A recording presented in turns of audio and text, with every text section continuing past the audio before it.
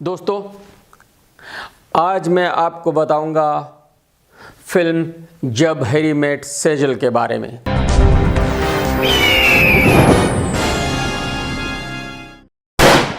कहानी तो वही है जो 2 महीने पहले मैंने रिवील की थी कि अनुष्का यूरोप जाती है घूमने के लिए और वहाँ उसकी मंगनी होती है और जो मंगनी की अंगूठी है वो खो गई है और जो लड़का है वो उसको बुरा भला कहता है और कहता है कि तुम कुछ भी हैंडल नहीं कर सकती और वो अंगूठी तुम्हारे को ढूंढनी पड़ेगी। अब फिल्म शुरू ही यहीं से होती है कि सब लोग वापस जा रहे हैं बट अनुष्का शर्मा एयरपोर्ट से भागती हुई आती है और एसआरके को कहती है कि भाई मुझे वो अंगूठी ढूंढनी है। अब वो उसको फोर्स करती है वहाँ सब जगह ले जाने के लिए जहाँ जहाँ वो गई थी और जाहिर सी बात है अंगूठी तो मिलती नहीं है क्योंकि अंगूठी तो उसके पर्स में ही होती है और क्लाइमैक्स से थोड़े पहले फिर जब वो सब सामान निकालती है तो उसको वो अंगूठी उसके पर्स से ही मिलती है। इसके बाद अनुष्का शादी करने के लिए बॉम्बे वापस आ जाती है और जाहिर सी बात है एसआरके भी बॉम्बे आ जाता है और फाइनली दोनों मिल जाते हैं। इसका स्क्रीन प्ले मैं अच्छा कहूं या बुरा कहूं कहना ज़रा मुश्किल है क्योंकि स्क्रीन प्ले तो है ही नहीं। इस कहानी में स्क्रीन प्ले कहां से होगा?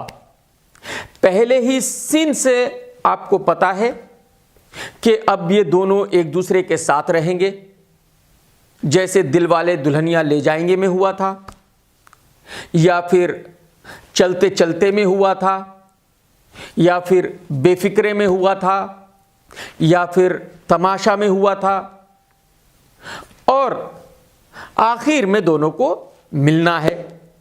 तो जाहिर सी बात है अब दोनों साथ में हैं और कुछ मोमेंट क्रिएट करने थे बट स्क्रीन प्ले ऐसा है कि राइटर वो अच्छे अच्छे सीन भी लिख नहीं सके।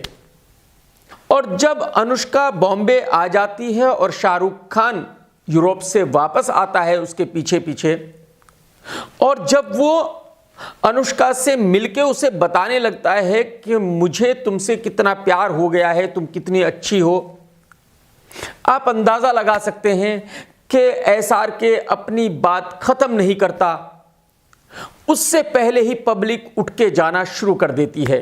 और जब पब्लिक ने उठ के जाना शुरू किया यानी पब्लिक को इसमें भी इंटरेस्ट नहीं था कि क्लाइमैक्स क्या है, क्योंकि एक्चुअली सबको पहले ही सीन से पता था कि क्लाइमैक्स क्या है। तो मैं समझ गया था कि ये स्क्रीन प्ले किस कदर कमजोर है। खैर, एसआरके और अनुष्का दोनों बॉम्बे में मिल जाते हैं बट आप यकीन करें क्लाइमैक्स यहां भी नहीं होता। इसके बाद भी 15 मिनट की फिल्म है। शायद इम्तियाज अली ने वो 15 मिनट की फिल्म इसलिए बढ़ाई होगी क्योंकि वो चेक करना चाह रहा था कि जो लोग थिएटर में आए हैं वो पूरी तरह पागल हो चुके हैं या अभी भी थोड़ा बहुत सेंस बाकी है। और जबकि क्लाइमैक्स वही होना है जो पहले सीन से आपको पता है दोनों को मिलना है। डायलॉग्स क्या हैं, क्या कहते हैं, किस लिए कहते हैं, कुछ समझ में नहीं आता। बहुत ही ख़राब डायलॉग्स है। म्यूज़िक बहुत ही घटिया है, बहुत ही वाहियात किस्म का म्यूज़िक है। पूरी फिल्म में एक भी गाना ऐसा नहीं है जिसको आप गुनगुनाना चाहेंगे। कुछ गाने मैं आपको सुना देता हूँ। हवाएं हवाएं हवाएं न जाने कहाँ लेके जाएंगी, हवाएं हवाएं ऊहू ऊहू। एसआरके भाई भट्ट साहब ने ये 2000 में गाने शुरू किए थे इस तरह के और फिर कई सालों तक उन्होंने इस तरह के गाने चलाए। आपको 15 साल के बाद याद आया कि ये गाने बहुत बढ़िया होते हैं। कमाल है सर आपके। एक गाना और भी है, रहम का धमना रहम का रहा, सफर का धमे सफर का रहा। मतलब क्या था ये भाईजान, क्या कहना क्या चाह रहे थे आप प्रीतम और इरशाद कामिल साहब? खैर, फिल्म में एक्शन है नहीं और फिल्म यूरोप में शूट की गई है, इसके बावजूद लोकेशंस भी बढ़िया नहीं हैं। खैर, एडिटर आरती के बारे में मैं क्या कहूं। मैं ये कह सकता था कि आरती जी इस फिल्म को 2 घंटे की रख सकती थी, बट नहीं, मैं उनकी गलती निकालूंगा ही नहीं, क्योंकि जब उन्होंने फिल्म देखी होगी तो उनकी समझ में खुद नहीं आया होगा कि मैं इसमें एडिट करूं तो क्या करूं। क्योंकि अगर वो काटने पे आती तो फिर तो पूरी फिल्म कट जाती और बचता कुछ नहीं, कोई ऐसी चीज थी ही नहीं जो काटने के काबिल ना हो। तो उनकी मैं गलती नहीं मानूंगा। एक्टिंग, एसआरके ने बहुत ही वाहियात किस्म की एक्टिंग की है, बहुत ही ओवर एक्टिंग की है। आप देख के एसआरके की एक्टिंग पक जाएंगे। यानी मैं मतलब भाईजान, आपकी इस तरह की एक्टिंग करने की एज है अब। ये एक्टिंग अगर बेफिक्रे में रणवीर सिंह करता है तो चलता है, आप 52 ईयर में ऐसी एक्टिंग करोगे। और फिर वो एक्टिंग आप कब कर रहे हो, जब आप लुक रईस का जो सीरियस लुक है, जो दाढ़ी मूछे, वो सीरियस लुक रखने के बाद आप इस तरह की छिछोरी हरकतें कर रहे हैं, आप इस तरह की घटिया वाहियात ओवर एक्टिंग कर रहे हैं। अनुष्का शर्मा, ओ हो, गांव में कहा जाता है कि देख ये लड़की कितनी झल्ली लग रही है। अनुष्का शर्मा वाकई ही एकदम झल्ली लगी है। अनुष्का शर्मा कहीं भी पूरी फिल्म में खूबसूरत नहीं लगी हैं। उन्होंने भी बहुत जबरदस्त ओवर एक्टिंग की है, बहुत ही घटिया एक्टिंग की है। और बाकी के बारे में बात की नहीं जा सकती, क्योंकि फिल्म के पहले सीन से आखिरी सीन तक हर फ्रेम में ये दोनों ही हैं। डायरेक्शन जैसी आप उम्मीद कर सकते हैं इम्तियाज अली से, वैसा ही डायरेक्शन है, बहुत ही वाहियात किस्म का। उनको फिल्म के किसी भी डिपार्टमेंट पर कंट्रोल नहीं था, ना म्यूजिक, ना स्क्रिप्ट, ना डायलॉग, ना लोकेशन, ना एक्शन। मेरे ख्याल में इम्तियाज भाई सिर्फ टाइम पास कर रहे थे, क्योंकि पता तो उन्हें भी था कि भाई ये फिल्म बहुत ही वाहियात किस्म की बनेगी। क्योंकि जब फिल्म शुरू होती है तो कहानी लेवल पे ही पता चल जाता है कि ये फिल्म अच्छी बनने वाली है या नहीं है। तो जब सबने कहानी सुनी होगी, मेरे ख्याल में उसी वक्त ये डिसाइड हो गया होगा कि सब लोग इसको लपेटे और निकले।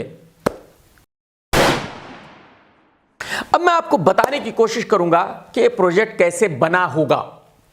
देखिए, जब इम्तियाज अली की तमाशा रिलीज हुई, उससे पहले एसआरके इम्तियाज को साइन कर चुके थे और ये कहानी फाइनल कर चुके थे। जब तमाशा बहुत बड़ी फ्लॉप हुई तो मैंने गौरव से पूछा, जो एसआरके के ऑफिस में काम करते हैं, कि क्या एसआरके अभी भी इम्तियाज भाई की फिल्म करेंगे जो लाइन से 3-4 फ्लॉप दे चुके हैं। और गौरव ने कहा कि भाईजान सवाल ही पैदा नहीं होता, एसआरके इतना पागल नहीं है कि अब इम्तियाज के साथ फिल्म करेगा।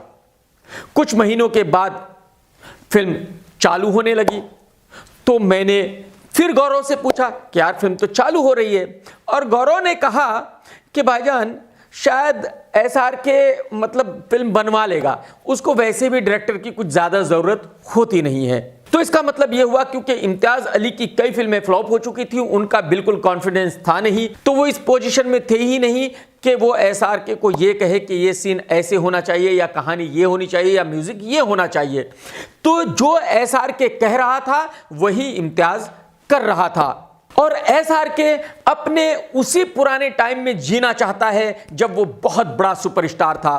उस वक्त में उसने इतना बड़ा महल बनाया था कि जाहिर सी बात है वो उस महल से बाहर निकलना हरगिज नहीं चाहेगा। यह वक्त था तकरीबन 2000 से 2005 तक का। बट SRK भाई, वो जो महल आपने बनाया था उसका बिजली पानी कट चुका है, अब आप वहां कैसे रहेंगे? अब आपको यहीं रहना पड़ेगा जो नई बिल्डिंग है। आप लोगों की इंफॉर्मेशन के लिए मैं बता दूं कि ज्यादा फिल्म वाले ये समझते हैं कि दौर इनके हाथ में है, ये खुद अच्छा और बुरा दौर लाते हैं।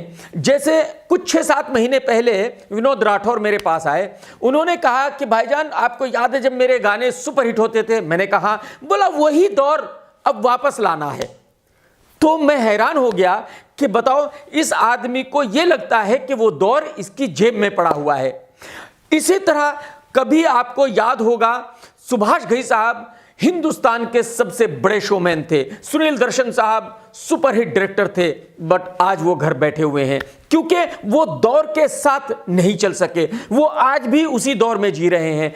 SRK का भी वही हाल है, वो आज भी उसी अपने महल में रहना चाहता है जो पॉसिबल नहीं है। वो उससे बाहर निकल के आज के सिनेमा को जानना ही नहीं चाहता। तो उनके लिए यही है कि भाई कहानी क्या होती है। तो कहानी ये इसीलिए डिसाइड हुई होगी क्योंकि उसने इम्तियाज को कहा होगा कि देख यार, लोग क्या देखने आते हैं थिएटर में, मुझे देखने आते हैं। मैं 2.5 घंटे इस फिल्म के हर सीन में हूं, बात खत्म हो गई। इससे ज्यादा लोगों को आप क्या दिखाओगे? और बस SRK के इसी कॉन्फिडेंस के ऊपर यह प्रोजेक्ट बना होगा। कुल मिलाकर यह फिल्म बहुत ही ज्यादा खराब है। इस फिल्म में कहीं भी इमोशन नाम की चीज नहीं है। इस फिल्म में कहीं भी एंटरटेनमेंट नाम की कोई चीज नहीं है। इस फिल्म में ऐसा कुछ भी नहीं है जिसको आप एंजॉय कर सके।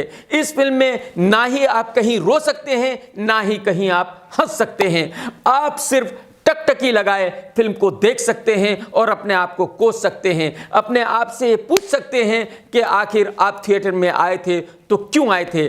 आपने अपनी जिंदगी की इतनी बड़ी गलती क्यों की? तो मैं इस फिल्म को देता हूं 1 स्टार और मेरी बिजनेस रेटिंग रहेगी 4। Take care.